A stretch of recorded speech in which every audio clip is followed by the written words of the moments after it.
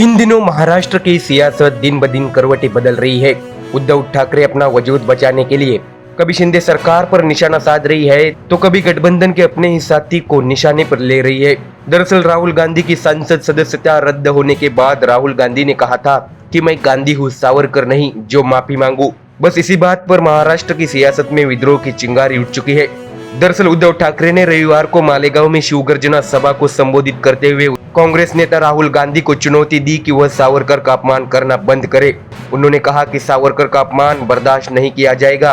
मालेगांव के MSG college ground पर एक सभा को संबोधित करते हुए उद्धव ठाकरे ने कहा कि हम देश और लोकतंत्र की खातिर कांग्रेस के साथ आए हैं। मैं सार्वजनिक रूप से राहुल गांधी से कहना चाहता हूं कि सावरकर हमारे दैवत है और देवतों का अपमान नहीं होना चाहिए। उद्धव ठाकरे ने आगे कहा कि जिस सावरकर ने चापेकर बंधुओं की फांसी के बाद 14 वर्ष की आयु में देश को स्वतंत्र कराने की शपथ ली हो, उनके बलिदान का सम्मान करना ही होगा।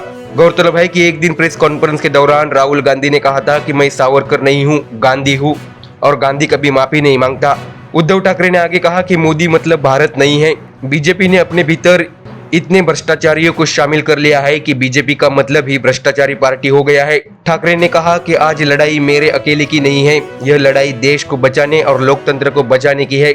उन्होंने बीजेपी को चुनौती देते हुए कहा कि अगर बीजेपी में हिम्मत है तो तत्काल चुनाव कराए और वह मोदी के नाम पर वोट मांगे। मैं अपने पिता बाला साहब ठाकरे के नाम पर वोट मांगूंगा।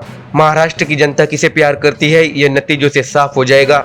अपने रैली में भारी भीड़ को देखने के बाद उद्धव ठाकरे ने शिंदे गुट को टारगेट करते हुए कहा कि मेरी पार्टी का नाम और चुनाव चिन्ह चुरा लिया, लेकिन यह जो विराट जन समुदाय मेरे सामने है इसे चुराया नहीं जा सकता। सभा में जुटी भीड़ को इंगित करते हुए उद्धव ठाकरे ने कहा कि पहले रत्नागिरी में खेड़ की सभा और आज मालेगांव की सभा चुनाव आयोग देख ले। अगर उसकी आंखों में मोतियाबिंद नहीं हुआ है उसे समझ में आ जाएगा कि असली शिवसेना किसके साथ है। दरअसल उद्धव ठाकरे के बाद महाराष्ट्र के मुख्यमंत्री एकनाथ शिंदे ने दावा किया कि कांग्रेस नेता राहुल गांधी ने विनायक दामोदर सावरकर का अपमान किया है और उन्हें दंड दिया जाना चाहिए। शिंदे ने कहा कि राहुल गांधी को जिस कानून के तहत संसद सदस्य के तौर पर अयोग्य करार दिया गया है उसे यूपीए सरकार ने बनाया था और मोदी सरकार ने उसे महज लागू ही किया है। राहुल गांधी दोषी करार दिए गए और लोकसभा सदस्य के तौर पर अयोग्य हो गए, लेकिन वह लगातार विनायक दामोदर सावरकर का यह कहकर अपमान कर रहे हैं कि वह सावरकर नहीं है जो माफी मांगे।